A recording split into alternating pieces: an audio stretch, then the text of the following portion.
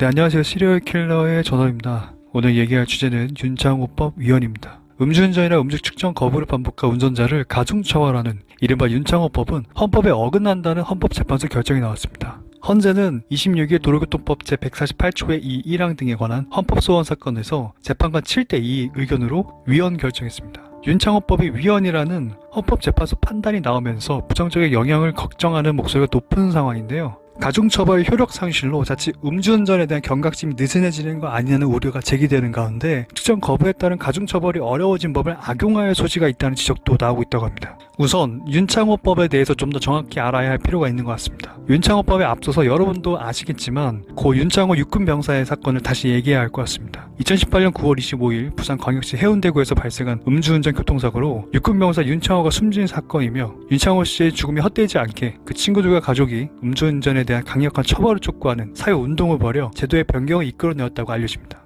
이에 따라 윤창호법은 음주운전 사고로 숨진 윤창호 씨 사망사건을 계기로 마련된 법안입니다. 음주운전으로 인명피해를 낸 운전자에 대한 처벌 수위를 높이고 음주운전 기준을 강화하는 내용을 담은 특정범죄 가중처벌 등에 관한 법률 특가법 제정안 제1윤창호법 및 도로교통법 개정안 제2윤창호법을 말하며 특가법 개정안은 2018년 11월 29일 국회에서 통과돼 그해 12월 18일부터 시행됐으며 도로교통법 개정안은 2018년 12월 7일 국회를 통과해 2019년 6월 25일부터 시행된 것으로 알려집니다. 특정범죄 가중처벌 등에 관한 법률 특가법 개정안은 음주운전으로 사고를 낸 경우 법정형을 현행 1년 이상의 유기징역에서 3년 이상의 징역 또는 무기징역으로 높였고 또 사람을 다치게 했을 때도 기존 10년 이하의 징역 또는 500만원 이상 3천만원 이하의 벌금에서 1년 이상 15년 이하의 징역 또는 1천만원 이상 3천만원 이하의 벌금으로 형량을 강화했습니다. 이러한 강화 방안은 2018년 12월 18일부터 시행되었죠. 도로교통 개정안은 이전까지는 3회 이상 적발 시 징역 1년에서 3년 또는 벌금 500만원에서 1000만원을 음주운전 2회 이상 적발 시 징역 2년에서 5년 또는 벌금 1000만원에서 2천만원으로 처벌을 강화하였고 또 운전면허 정지 취소 등에 관한 단속 기준도 강화해 음주운전의 면허 정지 기준을 현행 혈중 알코올 농도 0.05% 이상에서 0.03% 이상으로 면허 취소 기준은 0.10% 이상에서 0.08% 이상으로 정했습니다. 아울러 종전 음주운전 3회 적발 시 면허 취소가 됐던 것 역시 2회로 강화했죠. 해당 개정안은 2019년 6월 25일부터 시행되었습니다. 한편 헌법재판소가 2022년 5월 26일 음주운전이나 음주 측정 거부를 반복한 운전자를 가중처벌하는 도로교통법 148조의 2의 1항 일명 윤창호법에 대해 위헌 판결을 내렸고 해당 조항은 음주운전과 음주측정 거부를 혼합해 두 차례 이상하거나 음주측정 거부를 두 차례 이상한 자에게 2년에서 5년 징역형이나 1000만원에서 2천만원의 벌금형의 처하도록 규정하고 있습니다. 헌재는 앞서 2021년에는 2020년 6월 9일 법 개정 이전 윤창호법 가운데 음주운전 금지 규정을 2회 이상 위반한 사람을 가중처벌하는 조항에 대해 위헌 결정을 내린 바 있습니다. 그런데 효력이 남아있던 가중처벌 조항마저 위헌으로 결정하면서 도로교통법 해당 조항 윤창호법은 현재 사실상 효력을 잃게 되었다고 확인됩니다. 앞서 얘기했다시피 헌재는 26일 도로교통법 제148조의 2, 1항 등에 관한 헌법소원 사건에서 재판관 7대2 의견으로 위헌 결정했었죠. 헌재는 강한 처벌이 국민 일반의 법감정에 부합할 수는 있으나 결국에는 중한 형별에 대한 면역성과 무감각이 생겨 범죄 예방과 법질서 수호에 실질적인 기여를 하지 못하는 상황이 발생할 수 있으므로 반복적인 위반 행위를 예방하기 위한 조치로서 형벌의 강화는 최후의 수단이 되어야 한다고 지적했고 현행 가중처벌 조항은 과거 위반 전력과 관련해 아무런 제한도 주지 않고 죄질이 비교적 가벼운 유형의 음주운전 또는 음주추천 거부 재범 행위까지 일률적으로 가중처벌하고 있으므로 형벌 본래의 기능에 필요한 정도를 현저 일탈하는 과도한 법정형을 정한 것이라고 덧붙였습니다. 또한 법조계에서는 윤창호법에 적시되어 있는 음주로 정상적인 운전이 곤란한 상태에서 운전하다가 사람을 다치게 하거나 사망케 한 경우가 모호하다고 지적했습니다. 운전자가 음주를 했다는 건 측정 등을 통해 사실로 밝혀지겠지만 정상적인 운전이 가능한 상황의 기준을 어떻게 둘 것인지가 관건이며 음주가 운전을 곤란하게 할 정도가 되어야 한다는 입증을 검찰이 한다는 것은 현실적으로 어려울 수 있다며 이렇게 되면 결국 윤창호법의 적용에 공백이 발생할 수 있는 가능성이 열려있다고 전해집니다. 반면 하번 의견을 낸 이선의 윤형배 재판관은 반복되는 음주운전이나 음주측정 거부는 비난 가능성이 매우 크므로 심판 대상 조항에 의한 가중처벌은 합리적인 이유가 있다는 반대 의견을 냈습니다. 이 재판관 등은 윤창호 사건을 언급하며 무고한 국민 일반의 생명과 신체, 재산을 위협한 경우를 초범 음주운전과 동일한 기준으로 처벌해서는 이러한 범죄를 예방하고 법질서를 소화할 수 없다는 입법자의 평가는 정당하다고 봤다고 전해지고 구체적으로 징역형 외에 벌금형도 선고가 가능하고 집행유예나 선고유예를 통해 개별 사건에서 양형을 정할 수 있기 때문에 현행법이 과도한 처벌을 규정한 것도 아니며 위헌으로 선언될 정도로 비례성을 인탈하고 있다고 할 수 없다고 덧붙였습니다. 이에 더해 법조계에 따르면 지방법원에 재직 중인 A 부장판사는 이날 법원 내부방에 올린 글에서 위 윤창호법을 그대로 적용해 재판을 진행했던 재판장으로서 과연 헌재의 결정이 누구를 위한 것인지 의문이 든다고 밝혔었습니다. 그는 헌재의 발상은 전과자라는 낙인을 평생 가지고 가는 것이 부당하다는 취지로 이해된다며 10년 정도 음주운전으로 안 걸렸으면 사고만 내지 않으면 다시 음주운전을 해도 괜찮을 것이라는 잘못된 신호를 주는 거 아닌가라고 썼다고 알려집니다.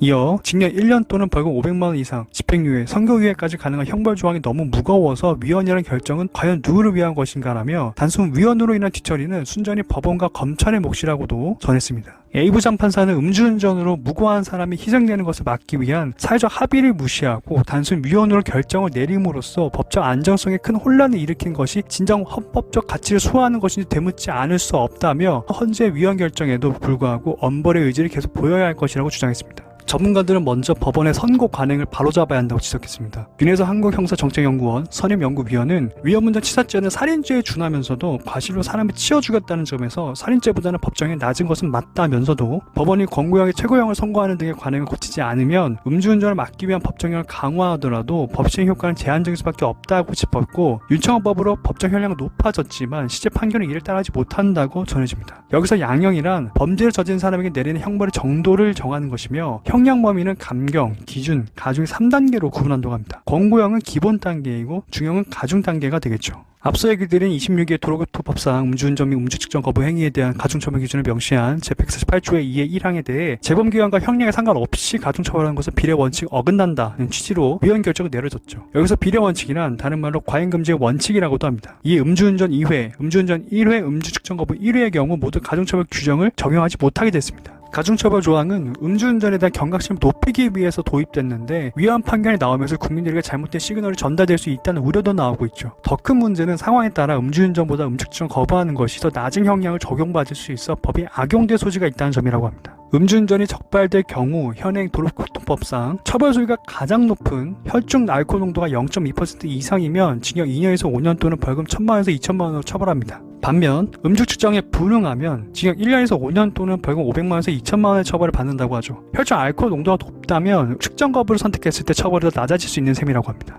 전문가들도 이전에 입법 보완이 이루어지지 않은 채로 윤창호법 일부 조항에 대한 위헌 판결이 나오면서 법이 악용될 소지가 커졌다고 얘기했었습니다. 아울러 가중처벌이 사실상 어려워졌으니 조속한 입법 보완이 필요하다고 강조했었죠. 승재현 한국형사법무정책연구원 연구위원은 헌재가 헌법 불합치 결정으로 일정 기간 법이 효력을 상실하지 않은 상태로 형량 가중 낮추는 것도 고려할 수 있었을 텐데 위헌 결정을 내려 재고될 여지가 없다는 점이 아쉽다고 지적하며 이어 이 같은 상황은 이미 예견돼 있었다며 국민의 생명과 안전에 관련된 문제인 만큼 입법부가 하루속히 해야 할 일을 해야 한다. 최대한 빨리 여야가 합의해 관련 법안을 제출 통과시켜야 한다고 재차 강조했습니다. 그렇다면 헌법재판소위원회에 따른 영향을 끼친 판례가 있을까요? 최근 위헌 결정으로 효력을 상실한 윤창호법 조항이 적용된 사건이 대법원에서 처음으로 파기환송됐다고 합니다. 대법원 3부 주심 노정희 대법관은 2일 오전 도로교통법 위반 측정 거부 등 혐의로 기소된 A씨의 상고심에서 징역 4년을 선고한 원심을 깨고 사건을 제주지법으로 돌려보냈죠. H는 지난해 1월 제주 서귀포시에서 술에 취해 운전을 하던 중 사고를 낸 뒤 경찰관의 음주 측정 요구를 거부한 혐의 등으로 재판이 넘겨졌습니다. H는 지난 2007년 음주운전 혐의로 벌금 200만원 약식 명령을 받은 상태에서 측정 거부죄를 저지른 것으로 파악됩니다. 이에 수사기관은 A씨에게 윤창호법 위반 혐의를 적용했지만 재판부에게 A씨에게 적용된 윤창호법 조항이 효력을 상실했으므로 경합범 관계에 있는 다른 혐의까지 다시 판단하도록 했죠.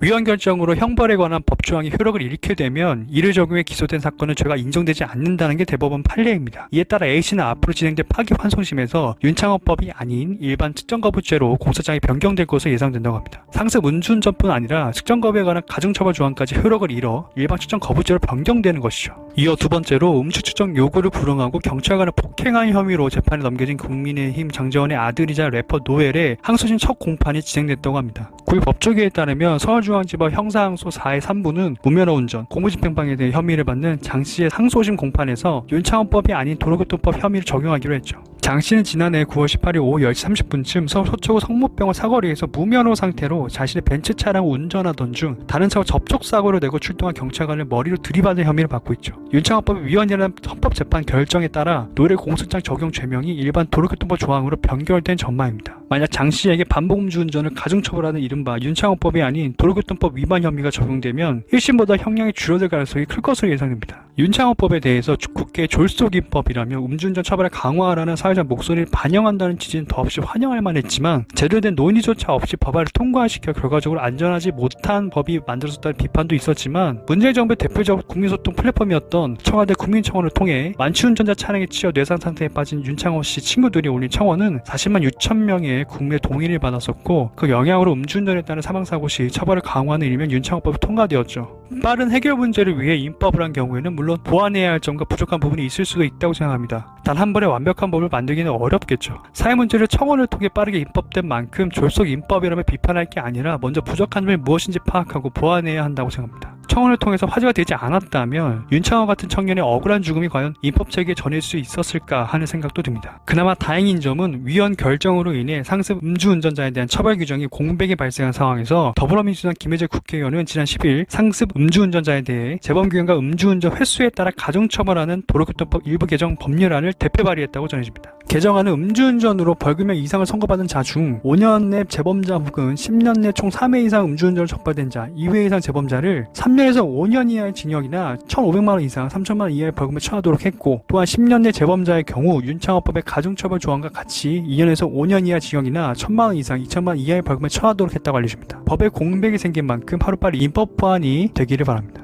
우리나라는 옛날부터 음주 문화가 주류 문화여서인지 몰라도 이전부터 음주에 대해서는 관대한 태도가 자리 잡고 있었죠. 몇 년 전부터는 음주로 인한 사망사건과 피해가 화제되고 난 이후로 크게 인식이 바뀌고 있는 것 같습니다. 제가 당연히 정확한 법리적인 판단을 할 수 없지만 개인적으로 살인을 저질러도 음주를 했다는 이유로 심신미약으로 감형을 받는 것이며 음주운전으로 인한 위험운전 치사사고가 일반적인 사람과 얼마나 다르길래 형벌의 차이가 이렇게 다를 수 있는지 솔직히 이해가 잘 가지 않습니다. 어떤 조건에서 사람이 죽었냐에 따라 형벌이 크게 달라질 만큼 억울하게 죽은 사람의 목숨보다 소중할까요? 또한 저는 횟수가 중요한 게 아니라고 생각합니다. 대리운전 기사도 있는 현실에 음주를 하고 운전대를 잡은 것만으로도 잘못된 건 아닐까요? 도둑질은 처음이 어렵지 두세 번은 쉽다라는 말처럼 음주운전도 한 번이 어렵지 두세 번 그리고 상습적이 될 것입니다. 더군다나 음주운전으로 다른 누군가에게 피해를 줄 수도 있고 심지어 누군가를 죽일 수도 있다는 생각을 가진 사람은 애초에 음주운전을 하지 않는다고 생각합니다. 음주운전을 한 사람에 대한 처벌 가중에 대해서 걱정하는 것이라면 처벌을 위해서 처벌을 더 강화하는 것이 아니라 더 강화된 처벌로 경각심을 일깨우고 사전에 예방하게 되지는 않을까 하는 생각도 해봅니다. 만약 법이 법률을 위한 법이라면 도대체 그 법은 과연 누구를 위한 법일까요? 법을 통해서도 가능하겠지만 음주운전에 대한 사람들의 인식도 같이 높아지길 바라며 이전의 윤창호 청년과 같은 안타까운 죽음이 줄어들기를 바랍니다. 오늘도 영상을 시청해주셔서 감사합니다. 당신의 생각은 어떻습니까?